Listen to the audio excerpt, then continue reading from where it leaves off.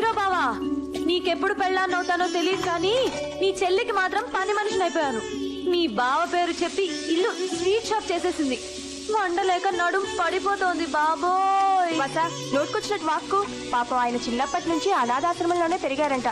కనీసం నన్ను చేసుకున్న తర్వాతైనా ఆయనకు నచ్చింది పెట్టకపోతే ఇంకెందుకు? ఏ రాణ్యా,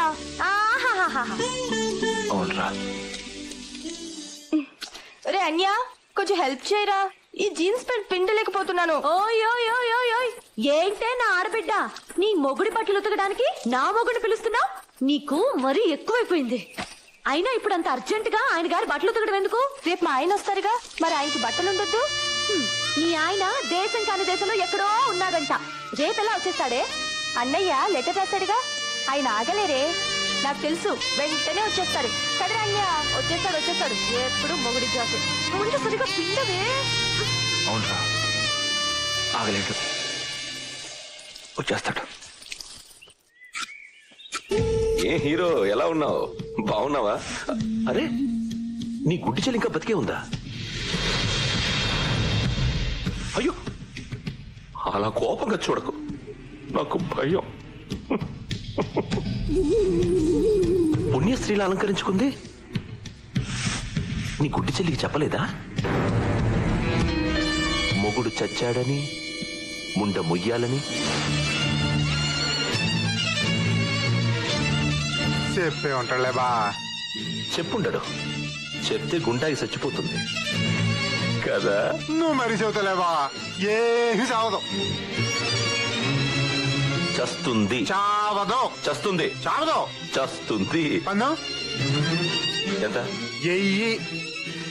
ఓకే డన్. సరే, నేను కనుక్కోతా. శాంతి శాంతి శాంతి. రక్తం గొడవలొద్దు హీరో. బామర్ది, పంది క్యాన్సల్ రా, వెళ్ళిపోదాం. పద పద. హీరో, ఆట అయిపోలేదు, ఇంకా ఉంది.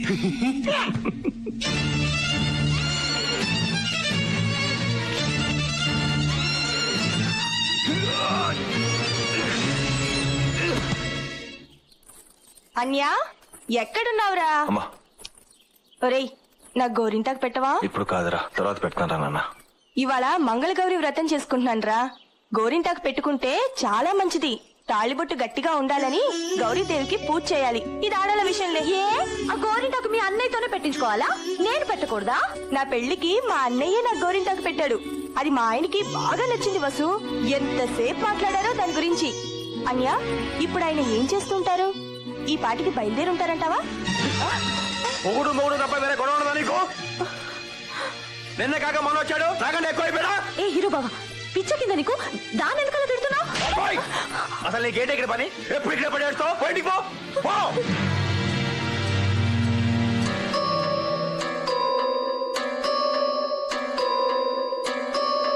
అక్షయ పుణ్యలోకఫలాభాప్యర్థం బ్రహ్మలోక నివాస ఫల సిద్ధ్యర్థం శ్రాద్ధ కల్మణ కరిష్యే.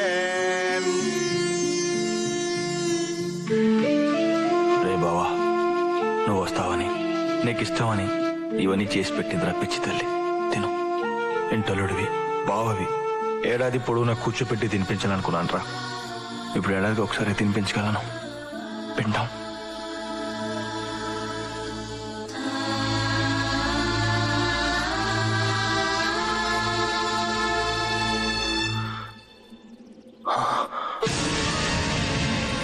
నువ్వు ఇక్కడేం చేస్తున్నావు? ఎలా జరిగింది? నువ్వు ఇక్కడేం వచ్చావు?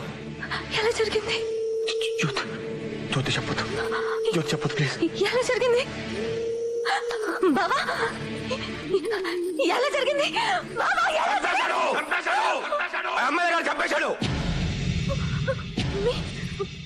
మీ బావను కూడా చంపేశాడా? భావన కూడా అంటే మీ బావను కూడా వాడే చంపేశాడా? ఏం జరిగింది? నానా, ఎమ్మెల్యే, ఏం జరిగింది? మీ నాన్నను కూడా వాడే చంపేశాడు.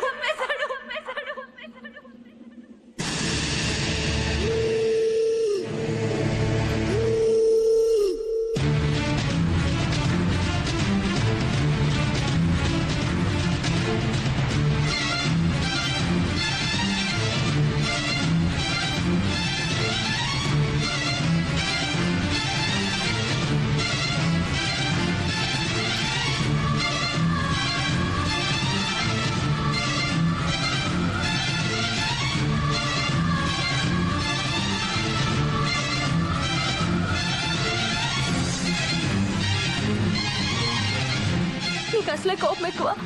నీకు ఈ విషయం తెలిస్తే నువ్వు ఊరుకోవు. నీకు కూడా ఏదైనా జరిగితే జ్యోతికి దిక్కేవారు బావా. అందుకే చెప్పలేదు.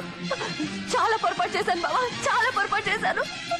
అప్పుడే చెప్పుంటే ఆ దుర్మార్గుడు ఆ రోజు నీ చేతిలో చచ్చుండేవాడు. ఈ రోజు ఇంత ఘోరం జరుగుతుంది కాదు. నా గుట్టి చెల్లి బాధ్యత నాకు చెప్పావు నాన్న. ఏం చేయలేకపోతున్నాను నాన్న, ఏం చేయలేకపోతున్నాను. బావా, ఈ జాగాలన్నీ నా కోసమేనా? అరే నాన్న, జ్యోతి అది కాదురా. ఆపు! ఏరా, నువ్వు ఒక్కడివేనా మిలిటరీ మాధవరావుకి పుట్టింది? నేను పుట్టలేదా? అంటే నేను చేస్తానని భయపడ్డావా? జ్యోతి. ఆ? ఇప్పుడు మా ఆయన్ని చంపేశారు. ఇప్పుడు నన్ను కూడా చంపేసి నాకు వేయించింది. అప్పుడు తిరిగి పగ తెచ్చుకుంటావా? ఆ? ఒక మిలిటరీ వాడి కూతుర్ని, ఒక మిలిటరీ వాడి చెల్లెల్ని, ఒక మిలిటరీ వాడి పెళ్ళాంగిరా నేనెందుకు చేస్తాను? నా కడుపులో నాన్నున్నాడ్రా, నాన్నని కట్టాడ్రా, నాన్నని కట్టాను, నాన్నలా పెంచుతాను, నా అన్నలా పెంచుతాను. వాడి నాన్నలా సైనికుడిని చేస్తాడ్రా, నేనెందుకు చేస్తాను? నా తండ్రి చౌకి, నా భర్త చౌకి, కారకుడైన వాడు బతుకున్నంత వరకు నా భర్తకి కర్మకాండ చేయడానికి వీల్లేదు.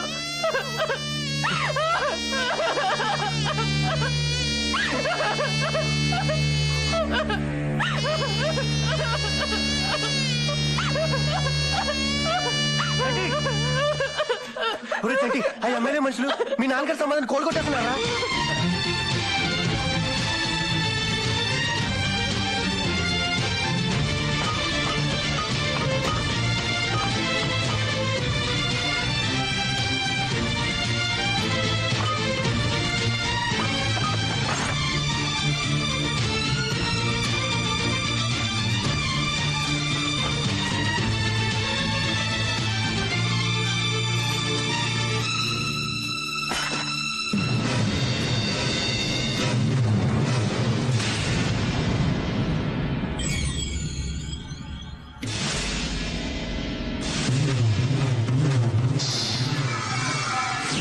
వచ్చేసాడు బావా, బావా వచ్చేసాడు బావా.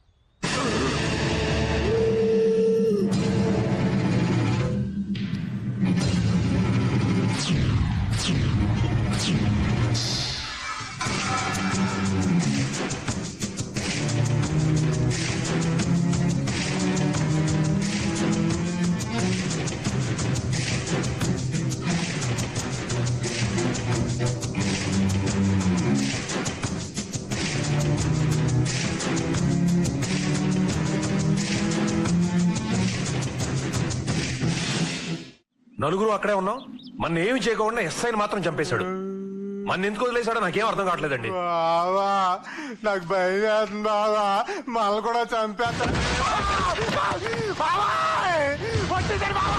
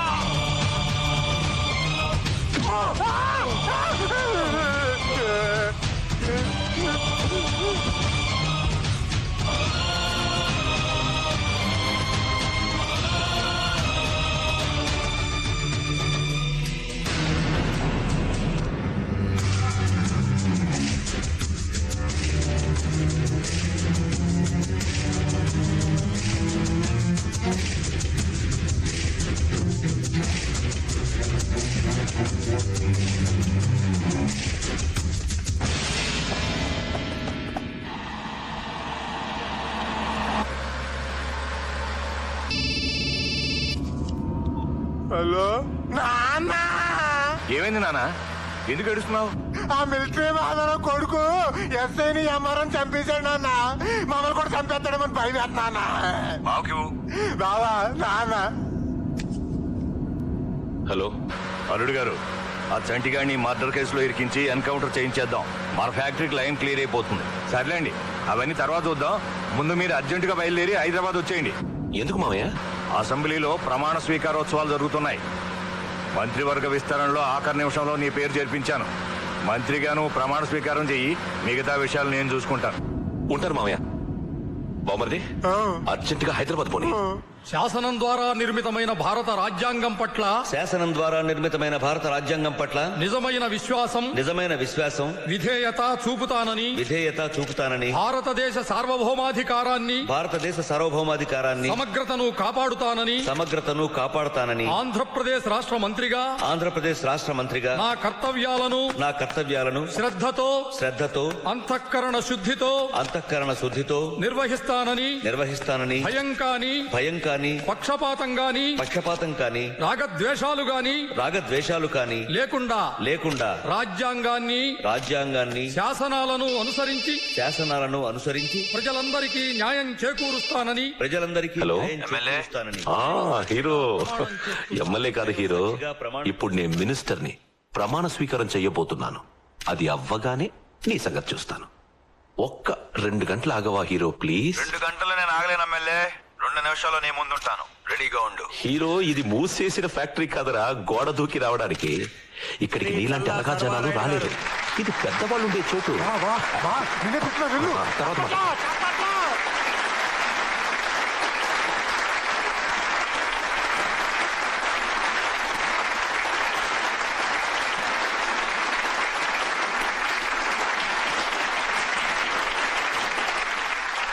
చల్లా సర్వారాయుడు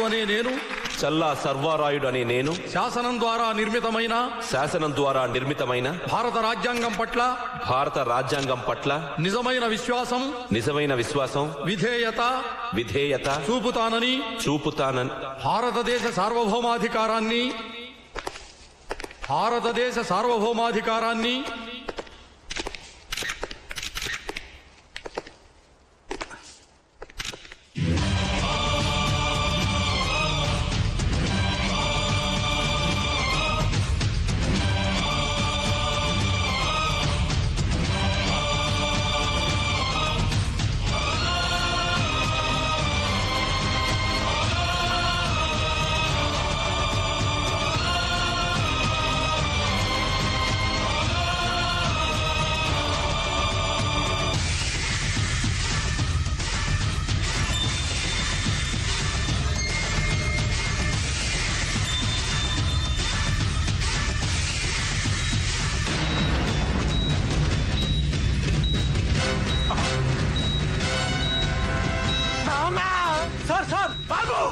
బాంబులు పెట్టాడు ఇక్కడ.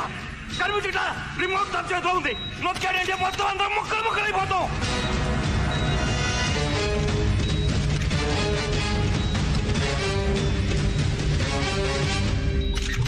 నా పేరు చంటి. నేను మిలిటరీ మాధవరావు కొడుకుని. మా నాన్న ప్రజల కోసం బ్రతికాడు, దేశం కోసం బ్రతికాడు. గుండాకి చచ్చిపోయాడు. అబద్ధం. చంపేశారు. నా పేరు శేషారావు, మినిస్టర్ని. ఇప్పుడు ప్రమాణ స్వీకారం చేస్తున్న అతను సర్వారాయుడు, నా అల్లుడు. తను చంటి వాళ్ళ నాన్నగారిని చంపేశాడు. వాళ్ళ బావగారిని కూడా చంపేసి వాళ్ళ చెల్లెలి జీవితాన్ని నాశనం చేశాడు. వాళ్ళ పొలాన్ని స్వాధీనం చేసుకోబోయాడు.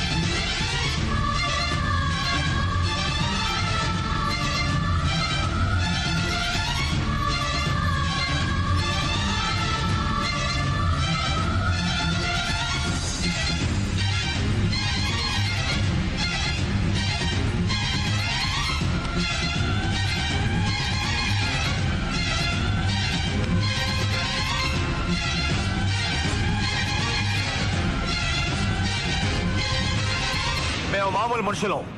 మాకు చిన్న చిన్న కోరికలు. మీలాంటి రాజకీయ నాయకుల్లా దేశాన్ని మింగేలేని ఆశలు లేవు మాకు. అందుకే మీకు ఓట్లేసి మిమ్మల్ని నాయకులు చేశాం. కానీ మీరు మాత్రం మమ్మల్ని చంపేస్తున్నారా? మా చావుల్ని బ్రతుకుల్ని కాగితాల మీద అంకిల్ చేశారా? మేము మనుషుల కింద కనబడలేదురా మీకు? వీళ్ళు మా కుటుంబాన్ని సర్వనాశనం చేసేశారు. వీళ్ళు మా నాన్న చంపనంటే నేను కూడా వీళ్ళు చంపేవచ్చు, కానీ అది హత్య అవుతుంది. ఏ రాజకీయ బలం చూసుకొని మీరు మా జీవితాలతో ఆడుకుంటున్నారో అదే రాజకీయ బలం సమక్షంలో వీళ్ళు చంపడానికి ఇక్కడ దాకా తీసుకొచ్చాను. కాదంటే అక్కడే చంపేసేవాడిని. ఏంట్రా మీ పొలిటీషియన్స్ బలం? మొత్తం దేశం అంతా లెక్క పెడితే ఎంతమంది ఉంటారా? 10,000, 20,000, 30,000? మేము కొన్ని లక్షల సైనికులు ఉన్నాం. అక్కడ మంచు కొండల మీద కూర్చొని దేశం బయట వైపు గురిపెట్టిన తుపాకీలు ఒక్కసారి మీలాంటి నాయకుల మీద గురిపెడితే మీ రాక్షస రాజ్యం ఉండదు, రామరాజ్యం ఉంటుంది. మీ 10,000 మందిని నాయకులుగా ఎన్నుకున్న 100 కోట్ల మంది భారతీయులు ఒక్కసారి కన్ను ఎర్ర చేస్తే చాలు మాడి మస్ అయిపోతారు. ఏంట్రా మీరు రౌడీలా, కూండాలా, పవర్ఫుల్ లీడర్స్? మనుషులు ఎలా చంపాలో సైంటిఫిక్ గా ట్రైనింగ్ అయ్యాను, నేర్చుకున్నాను. నేను తలుచుకుంటే మీలాంటి రాజకీయ నాయకుల్ని పిచ్చి కుక్కలు కాల్చినట్టు కాల్చి పారేయగలను. తమ్ముడు, ఒక్క నిమిషం ఆగు. నీ ఆవేశంలో న్యాయం ఉంది. వీడు పరమ నీచుడు, నేను కాదనడం లేదు. కానీ వీడొక్కడి గురించి మొత్తం రాజకీయ నాయకులంతా దుర్మార్గులు అనుకోవద్దు తమ్ముడు. మేము కూడా మీ నాన్నగారులాగే ప్రజలకు సేవ చేయడానికే రాజకీయాల్లోకి వచ్చాం. చట్టంలో ఉండే లొసుగులను అడ్డం పెట్టుకొని వీడు లాంటి రౌడీలు, గోండాలు, నేరస్తులు 100కొక్కడో 1000కొక్కడో రాజకీయాల్లోకి వస్తున్న మాట వాస్తవం, పచ్చి నిజం. అసెంబ్లీలో ఇంతకాలం వీడు పక్కన కూర్చున్నందుకు సిగ్గుపడుతున్నాను. తమ్ముడు, ఒక ఎమ్మెల్యేగా నిన్ను నేను సమర్థించలేకపోవచ్చు, కానీ ఒక ఆడదానిగా, ఒక మనిషిగా, ఒక భారతీయురాలిగా నిన్ను నేను సమర్థిస్తున్నాను. వీణ్ణి నేను చంపమని చెప్పడం లేదు. ఒకవేళ వీణ్ణి నువ్వు చంపితే మాత్రం అది హత్య కాదు, శిక్ష అని వ్యక్తిగతంగా నేను సమర్థిస్తున్నాను తమ్ముడు. నేను సమర్థిస్తున్నాను.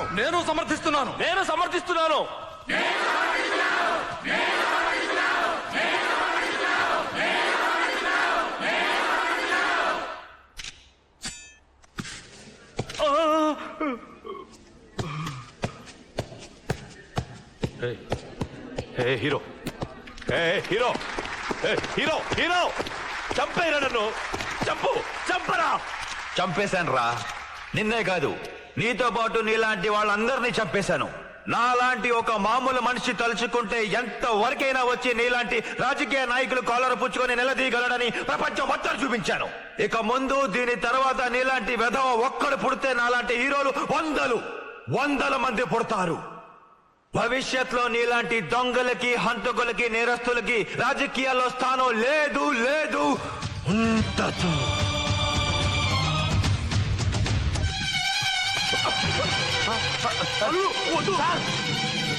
హీరో